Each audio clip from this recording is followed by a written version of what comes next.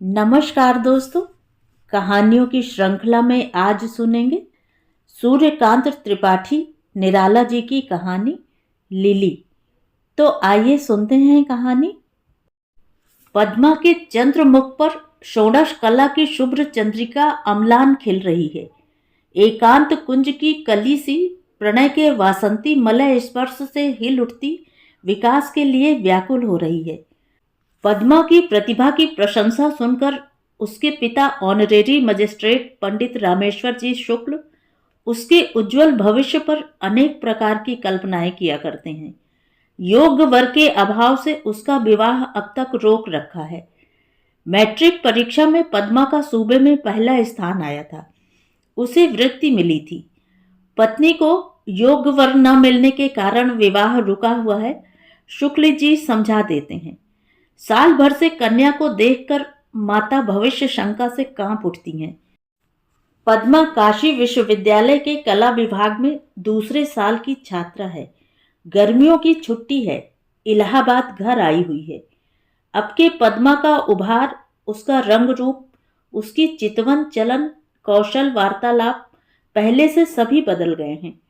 उसके हृदय में अपनी कल्पना से कोमल सौंदर्य की भावना, मस्तिष्क में लोकाचार से स्वतंत्र अपने उच्छृंखल आनुकूल्य के विचार पैदा हो गए हैं। उसे निसंकोच चलती फिरती, उठती बैठती, हंसती बोलती देखकर माता हृदय के बोल वाले तार से कुछ और ढीली तथा बेसुरी पड़ गई हैं। एक दिन संध्या के डूबते सूर्य के सुनहले प्रकाश में निरभ्र नील आकाश के नीचे छत पर दो कुर्सियां डलवा माता और कन्या गंगा का रजत सौंदर्य एकटक देख रही थी। माता पद्मा की पढ़ाई, कॉलेज की छात्राओं की संख्या, बालिकाओं के हॉस्टल का प्रबंध आदि बातें पूछती हैं। पद्मा उत्तर देती है। हाथ में है हाल की निकली स्ट्रैंड मैगजीन की एक प्रति। तस्वीरें देखती जाती है। हवा का एक हल्का झोंका आया। खुले रेशमी बाल सिर से साड़ी को उड़ाकर गुदगुदाकर चला गया। सिर ढक लिया करो, तुम बेहया हुई जाती हो, माता ने रुखाई से कहा। पद्मा ने सिर पर साड़ी की जरीदार किनारी चढ़ा ली। आंखें नीची कर किताब के पन्ने उलटने लगी। पद्मा, गंभीर होकर माता ने कहा। जी। चलते हुए उपन्यास की एक तस्वीर देखती हुई नम्रता से बोली। मन से अपराध की छाप मिट गई। माता की वात्सल्य सरिता में कुछ देर के लिए बाढ़ सी आ गई। उठते उच्छ्वास से बोली, कानपुर में एक नामी वकील महेश प्रसाद त्रिपाठी हैं। एक दूसरी तस्वीर देखती हुई। उनका लड़का आगरा यूनिवर्सिटी से एमए में इस साल फर्स्ट क्लास फर्स्ट आया है। पद्मा ने सिर उठाया। आंखें प्रतिभा से चमक उठी। तेरे पिताजी को मैंने भेजा था, वह परसों देखकर लौटे हैं। कहते थे लड़का हीरे का टुकड़ा, गुलाब का फूल है। बातचीत 10,000 में पक्की हो गई है। मोटर की आवाज पा पद्मा उठकर छत के नीचे देखने लगी। हर्ष से हृदय में तरंगें उठने लगी। मुस्कुराहट दबाकर आप ही में हंसती हुई चुपचाप बैठ गई। माता ने सोचा लड़की बड़ी हो गई है, विवाह के प्रसंग से प्रसन्न हुई है। खुलकर कहा, मैं बहुत पहले से तेरे पिताजी से कह रही थी, वह तेरी पढ़ाई के विचार में पड़े थे। नौकर ने आकर कहा, राजेन बाबू मिलने आए हैं। पद्मा की माता ने एक कुर्सी डाल देने के लिए कहा। कुर्सी डालकर नौकर राजेन बाबू को बुलाने नीचे उतर गया। तब तक दूसरा नौकर रामेश्वर जी का भेजा हुआ पद्मा की माता के पास आया। बोला, जरूरी काम से कुछ देर के लिए पंडित जी जल्दी बुला रहे हैं। जीने से पद्मा की माता उतर रही थी। रास्ते में राजेंद्र से भेंट हुई। राजेंद्र ने हाथ जोड़कर प्रणाम किया। पद्मा की माता ने कंधे पर हाथ रखकर आशीर्वाद दिया और कहा, चलो, पद्मा छत पर है, बैठो, मैं अभी आती हूँ। राजेंद्र जज का लड़का है, पद्मा से 3 साल बड़ा, पढ़ाई में भी। पद्मा अपराजिता बड़ी बड़ी आंखों की उत्सुकता से प्रतीक्षा में थी जब से छत से उसने देखा था। आइए राजेंद्र बाबू, कुशल तो है? पद्मा ने राजेंद्र का उठकर स्वागत किया। एक कुर्सी की तरफ बैठने के लिए हाथ से इंगित कर खड़ी रही। राजेंद्र बैठ गया, पद्मा भी बैठ गई। राजेंद्र, तुम उदास हो? तुम्हारा विवाह हो रहा है? राजेंद्र ने पूछा। पद्मा उठकर खड़ी हो गई, बढ़कर राजेंद्र का हाथ पकड़कर बोली, राजेंद्र, तुम्हें मुझ पर विश्वास नहीं? जो प्रतिज्ञा मैंने की है, हिमालय की तरह उस पर अटल रहूंगी। पद्मा अपनी कुर्सी पर बैठ गई, मैगजीन खोल उसी तरह पन्नों में नजर गड़ाती। जीने से आहट मालूम हुई। माता निगरानी की निगाह से देखती हुई आ रही थी। प्रकृति स्तब्ध थी, मन में वैसी ही अन्वेषक चपलता। क्यों बेटा, तुम इस साल बीए हो गए? हंसकर पूछा। जी हाँ, सिर झुकाए हुए राजेंद्र ने उत्तर दिया। तुम्हारा विवाह कब करेंगे तुम्हारे पिताजी, जानते हो? जी नहीं। तुम्हारा विचार क्या है? आप लोगों से आज्ञा लेकर विदा होने के लिए आया हूं। विलायत भेज रहे हैं पिताजी, नम्रता से राजेंद्र ने कहा। क्या बैरिस्टर होने की इच्छा है? पद्मा की माता ने पूछा। जी हाँ। तुम साहब बनकर विलायत से आना और साथ एक मेम भी लाना, मैं उसकी शुद्धि कर लूंगी। पद्मा हंसकर बोली। नौकर ने एक तश्तरी पर 2 प्यालों में चाय दी, 2 रकाबियों पर कुछ बिस्किट और केक। दूसरा एक मेज उठा लाया, राजेंद्र और पद्मा की कुर्सी के बीच में रख दी। एक धुली तौलिया ऊपर से बिछा दी। सौसर पर प्याले तथा रकाबियों पर बिस्कुट और केक रखकर नौकर पानी लेने गया। दूसरा आज्ञा की प्रतीक्षा में खड़ा रहा। मैं निश्चय कर चुका हूं, जबान भी दे चुका हूं, अब के तुम्हारी शादी कर दूंगा, पंडित रामेश्वर जी ने कन्या से कहा। लेकिन मैंने भी निश्चय कर लिया है, डिग्री प्राप्त करने से पहले विवाह नहीं करूंगी, सिर झुकाकर पद्मा ने जवाब दिया। मैं मजिस्ट्रेट हूं बेटी, अब तक अक्ल ही की पहचान करता रहा हूं, शायद इससे ज्यादा सुनने की तुम्हें इच्छा न होगी। गर्व से रामेश्वर जी टहलने लगे। पद्मा के हृदय के खिले गुलाब की कुल पंखुड़ियां हवा के एक पुरजोर झोंके से कांप उठी। मुक्ताओं सी चमकती हुई 2 बूंदें पलकों के पत्रों से झड़ पड़ी। यही उसका उत्तर था। राजेंद्र जब आया, तुम्हारी माता को बुलाकर मैंने जीने पर नौकर भेज दिया था, एकांत में तुम्हारी बातें सुनने के लिए। तुम हिमालय की तरह अटल हो तो मैं भी वर्तमान की तरह सत्य और दृढ़। रामेश्वर जी ने कहा, तुम्हें मैंने इसलिए नहीं पढ़ाया कि तुम कुल कलंक बनो। आप यह सब क्या कह रहे हैं? चुप रहो, तुम्हें नहीं मालूम? तुम ब्राह्मण कुल की कन्या हो, वह क्षत्रिय घराने का लड़का है, ऐसा विवाह नहीं हो सकता। रामेश्वर जी की सांस तेज चलने लगी, आंखें भौहों से मिल गईं। आप नहीं समझे मेरे कहने का मतलब। पद्मा की निगाह कुछ उठ गई। मैं बातों का बनाना आज 10 साल से देख रहा हूं, तू चराती है मुझे? वह बदमाश। इतना बहुत है, आप अदालत के अफसर हैं, अभी अभी आपने कहा था अब तक अक्ल की पहचान करते रहे हैं, और यह आपकी अक्ल की पहचान है। आप इतनी बड़ी बात राजेंद्र को उसके सामने कह सकते हैं? बतलाइए, हिमालय की तरह अटल सुन लिया तो इससे आपने क्या सोचा? आग लग गई जो बहुत दिनों से पद्मा की माता के हृदय में सुलग रही थी। हट जा मेरी नजरों से बाहर, मैं समझ गया। रामेश्वर जी क्रोध से कांपने लगे। आप गलती कर रहे हैं, आप मेरा मतलब नहीं समझे। मैं भी बिना पूछे हुए बतलाकर कमजोर नहीं बनना चाहती। पद्मा जेठ की लू में झुलस रही थी। स्थल पद्म सा लाल चेहरा तमतमा रहा था। आंखों की 2 सीपियां पुरस्कार की 2 मुक्ताएं लिए सगर्व चमक रही थी। रामेश्वर जी भ्रम में पड़ गए, चक्कर आ गया। पास की कुर्सी पर बैठ गए, सर हथेली से टेक कर सोचने लगे। पद्मा उसी तरह खड़ी दीपक की निष्कंप शिखा सी अपने प्रकाश में जल रही थी। क्या अर्थ है तेरा, मुझे बता, माता ने बढ़कर पूछा। मतलब यह, राजेंद्र को संदेह हुआ था मैं विवाह कर लूंगी, यह जो पिताजी पक्का कर आए हैं, इसके लिए मैंने कहा था कि मैं हिमालय की तरह अटल हूं, ना कि यह कि मैं राजेंद्र के साथ विवाह करूंगी। हम लोग कह चुके थे कि पढ़ाई का अंत होने पर दूसरी चिंता करेंगे। पद्मा उसी तरह खड़ी सीधे ताकती रही। तू राजेन को प्यार नहीं करती? आंख उठाकर रामेश्वर जी ने पूछा। प्यार करती हूं। करती है? हाँ, करती हूं। बस, और क्या? पिताजी, पद्मा की आबदार आंखों से आंसुओं के मोती टूटने लगे, जो उसके हृदय की कीमत थे, जिनका मूल्य समझने वाला वहां कोई नहीं था। मां ने ठोड़ी पर एक उंगली रख रामेश्वर जी की तरफ देखकर कहा, प्यार भी करती है, मानती भी नहीं। अजीब लड़की है। चुप रहो। पद्मा की सजल आंखें भौहों से सट गईं। विवाह और प्यार एक बात है। विवाह करने से होता है, प्यार अपने आप होता है।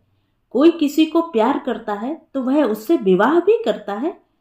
पिताजी जज साहब को प्यार करते हैं, तो क्या इन्होंने उनसे विवाह भी कर लिया? रामेश्वर जी हंस पड़े। रामेश्वर जी ने शंका की दृष्टि से डॉक्टर से पूछा, क्या देखा आपने डॉक्टर साहब?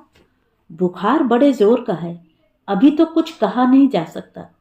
जिस्म की हालत अच्छी नहीं, पूछने से कोई जवाब भी नहीं देती। कल तक अच्छी थी, आज एकाएक इतने जोर का बुखार, क्या सबब है? डॉक्टर ने प्रश्न की दृष्टि से रामेश्वर जी की तरफ देखा। रामेश्वर जी पत्नी की तरफ देखने लगे। डॉक्टर ने कहा, अच्छा, मैं एक नुस्खा लिखे देता हूं, इससे जिस्म की हालत अच्छी रहेगी। थोड़ी सी बर्फ मंगा लीजिएगा। आइस बैग तो क्यों होगा आपके यहाँ? एक नौकर मेरे साथ भेज दीजिए, मैं दे दूंगा। इस वक्त 104 डिग्री बुखार है। बर्फ डालकर सिर पर रखिएगा। 101 तक आ जाए तब जरूरत नहीं। डॉक्टर चले गए। रामेश्वर जी ने अपनी पत्नी से कहा, यह एक दूसरा फसाद खड़ा हुआ। ना तो कुछ कहते बनता है, ना करते। मैं कौम की भलाई चाहता था, अब खुद ही नकटों का सिरताज हो रहा हूं। हम लोगों में अभी तक यह बात न थी कि ब्राह्मण की लड़की का किसी क्षत्रिय लड़के से विवाह होता। हाँ, ऊंचे कुल की लड़कियां ब्राह्मणों के नीचे कुलों में गई हैं, लेकिन यह सब आखिर कौम ही में हुआ है। तो क्या किया जाए? इस भारित स्फुरित आंखों से पत्नी ने पूछा। जज साहब से ही इस बारे में बात करूंगा। मेरी अक्ल अब और नहीं पहुंचती। अरे छींटा जी! छींटा चिलम रखकर दौड़ा। जज साहब से मेरा नाम लेकर कहना जल्द बुलाया है, और भैया बाबू को भी बुला लाऊं? नहीं नहीं, रामेश्वर जी की पत्नी ने डांट दिया। जज साहब पुत्र के साथ बैठे हुए वार्तालाप कर रहे थे। इंग्लैंड के मार्ग, रहन सहन, भोजन पान, अदब कायदे का बयान कर रहे थे। इसी समय छींटा बंगले पर हाजिर हुआ और झुककर सलाम किया। जज साहब ने आंख उठाकर पूछा, कैसे आए छींटाराम? हुजूर को सरकार ने बुलाया है और कहा है बहुत जल्द आने के लिए कहना। क्यों? बीबी रानी बीमार हैं, डॉक्टर साहब आए थे। और हुजूर? बाकी छींटा ने कह ही डाला। और क्या? हुजूर? छींटा ने हाथ जोड़ लिए, उसकी आंखें डबडबा आईं। जज साहब बीमारी बड़ी समझकर घबरा गए। ड्राइवर को बुलाया, छींटा चल दिया। ड्राइवर नहीं था। जज साहब ने राजेंद्र से कहा, जाओ मोटर ले आओ, चलें देखें क्या बात है। राजेंद्र को देखकर रामेश्वर जी सूख गए। टालने की कोई बात न सूझी। कहा, बेटा, पद्मा को बुखार आ गया है, चलो देखो, तब तक मैं जज साहब से कुछ बातें करता हूं। राजेंद्र उठ गया। पद्मा के कमरे में एक नौकर सिर पर आइस बैग रखे खड़ा था। राजेंद्र को देखकर एक कुर्सी पलंग के नजदीक रख दी। पद्मा? राजेंद्र? पद्मा की आंखों से टप टप गर्म आंसू गिरने लगे। पद्मा को एक टक प्रश्न की दृष्टि से देखते हुए राजेंद्र ने रुमाल से उसके आंसू पोंछ दिए। सिर पर हाथ रखा। पद्मा ने पलकें मूंद ली। नौकर ने फिर सिर पर आइस बैग रख दिया। सिरहाने थर्मामीटर रखा था। झाड़कर राजेंद्र ने आहिस्ते से बगल में लगा दिया। उसका हाथ बगल से सटाकर पकड़े रहा। नजर कमरे की घड़ी की तरफ थी। निकाल कर देखा, बुखार 103 डिग्री था। अपलक चिंता की दृष्टि से देखते हुए राजेंद्र ने पूछा, पद्मा, तुम कल तक तो अच्छी थी, आज एकाएक बुखार कैसे आ गया? पद्मा ने राजेंद्र की तरफ करवट ली, कुछ न कहा। पद्मा, मैं अब जाता हूं। ज्वर से उभरी हुई बड़ी बड़ी आंखों ने एक बार देखा और फिर पलकों के पर्दे में मौन हो गईं। अब जज साहब और रामेश्वर जी भी कमरे में आ गए। जज साहब ने पद्मा के सिर पर हाथ रखकर देखा, फिर लड़के की तरफ निगाह फेर कर पूछा, क्या तुमने बुखार देखा है? जी हाँ, देखा है। कितना है? 103 डिग्री। मैंने रामेश्वर जी से कह दिया है, तुम आज यहीं रहोगे। तुम्हें यहां से कब जाना है? परसों ना? जी। कल सुबह बतलाना घर आकर पद्मा की हालत कैसी रहती है। और रामेश्वर जी, डॉक्टर की दवा करने की मेरे ख्याल से कोई जरूरत नहीं। जैसा आप कहें, संप्रदान स्वर में रामेश्वर जी बोले। जज साहब चलने लगे। दरवाजे तक रामेश्वर जी भी गए। राजेंद्र वहीं रह गया। जज साहब ने पीछे फिरकर कहा, आप घबराइए मत, आप पर समाज का भूत सवार है। मन ही मन कहा, कैसा बाप और कैसी लड़की। 3 साल बीत गए। पद्मा के जीवन में वैसा ही प्रभात, वैसा ही आलोक भरा हुआ है। वह रूप, गुण, विद्या और ऐश्वर्य की भरी नदी वैसी ही अपनी पूर्णता से अदृश्य की ओर वेग से बहती जा रही है। सौंदर्य की वह ज्योति राशि स्नेह शिखाओं से वैसी ही अम्लान स्थिर है। अब पद्मा एमए क्लास में पढ़ती है। सभी कुछ है, पर अब रामेश्वर जी नहीं हैं।